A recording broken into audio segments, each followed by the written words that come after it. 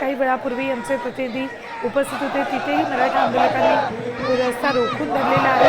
विधानसभा अध्यक्ष राहुल नार्वेकर यांची गाडीही त्यांनी अडवली। राहुल नार्वेकर यांची गाडी गेली होती, ती गाडी मराठा बांधवांनी अडवली होती, मात्र पोलिसांनी ती गाडी या ठिकाणाहून सोडून दिलेली आहे। मराठा बांधव आपल्याबरोबर आता समुद्रात उतरले, गाडी अडवली होती। हे बघा, मनोज जरांगे पाटलांच्या मागण्या एकदम रास्त आहे। जर त्या आज मान्य नाही केल्या तर उद्या तुम्हाला मुंबई ही जाम झाल्याशिवाय राहणार नाही। आज आम्ही समुद्रात उतरलोय, उद्या जर आम्ही मुंबईमध्ये उतरलो तर मुंबई पूर्णपणे ब्लॉक करू आणि हा तुम्हाला श्रीलंकेची आठवण करून देतोय। तशी परिस्थिती येत्या दिवसात मुंबईत नक्कीच होणार। त्यामुळे मनोज जरांगे पाटलांचं तुम्ही अंत बघू नका आणि लवकरात लवकर त्यांच्या मागण्या मान्य करून तुम्ही आम्हा मराठ्यांना न्याय द्यावा, एवढीच आमची फडणवीस साहेबांना। श्रीलंकेसारखं काय करणार? आम्ही मंत्रालयात सुद्धा घुसायला कमी बघणार नाही। आम्हाला मनोज जरांगे पाटलांनी शांत बसायला सांगितलंय म्हणून आम्ही शांत आहोत। आमचा शांताचा संयम जर तुटला तर मुंबई आमच्यासाठी काहीच नाहीये। इथं जे आता दिलीप नार्वेकर साहेब जी गेलेत, राहुल यांना इथं मराठा बांधवांनी अडवण्याचा प्रयत्न केला, त्यांना जाब विचारायचा होता पण पोलीस प्रशासनाने त्यांना काही विचारू दिलं नाही। फक्त आमची सरकारला एक कळकळीची विनंती, बाबा हो हे आणखीन काहीच नाही, तुम्ही जेवढा आम्हाला त्रास द्यायलात त्याच्यापेक्षा जास्त आणखीन मराठा बांधव इथं येलेत। तुम्ही आमचे हॉटेल बंद केले, आज पाहिले तर भरपूर अन्न पुरवठा आमच्या ग्रामीण भागात इथं आलेला आहे। तुम्ही आणखीन त्रास देता तर आणखीन लोक इथे येतील। त्यामुळे सरकारने लवकरात लवकर हे मराठा आरक्षण जे आहे ते जाहीर करून द्यावं, GR काढून द्यावा आणि आम्हालाही मोकळं व्हावं, तुम्ही मोकळं व्हावं। नाहीतर या सोमवार मंगळवारपर्यंत आम्ही वाट बघणार आहोत। मंगळवारच्या नंतर आम्ही पूर्णपणे रस्ता जाम करणार आहोत।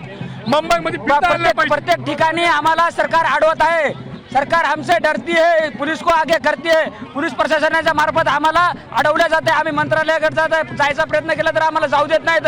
पाटलांचा आदेश आला नाही म्हणून आम्ही शांत आहेत। ज्या दिवशी पाटलाचा आदेश येईल त्या दिवशी आईची शपथ घेऊन सांगतो, एक मराठा एका मंत्र्याच्या नाही जर घरात घुसून आरक्षण तुमच्याकडून घेऊ म्हणजे घेऊ आणि या मराठ्याचा अंत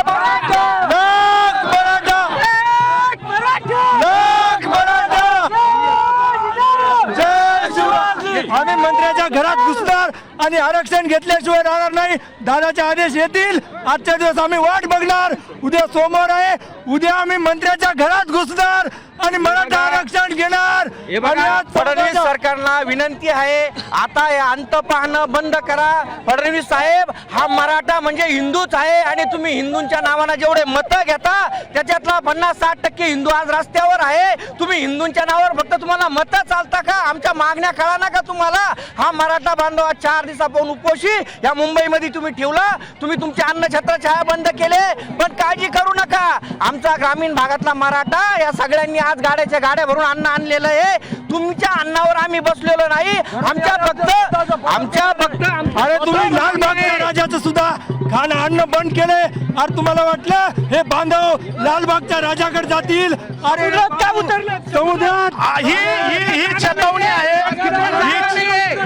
ही चेतावणी आहे। आज आम्ही समुद्रात उतरलोय, उद्या जर मुंबईत उतरलो तर तुम्हाला आमची लायकी आम्ही दाखवून देऊ। जरांगे पाटलांचं म्हणणं तुम्ही लवकरात लवकर मान्य करा, नाही मराठा समाजाची लाट अरबी समुद्राला आलेली आहे। मराठे अरबी समुद्र एक झालेला आहे।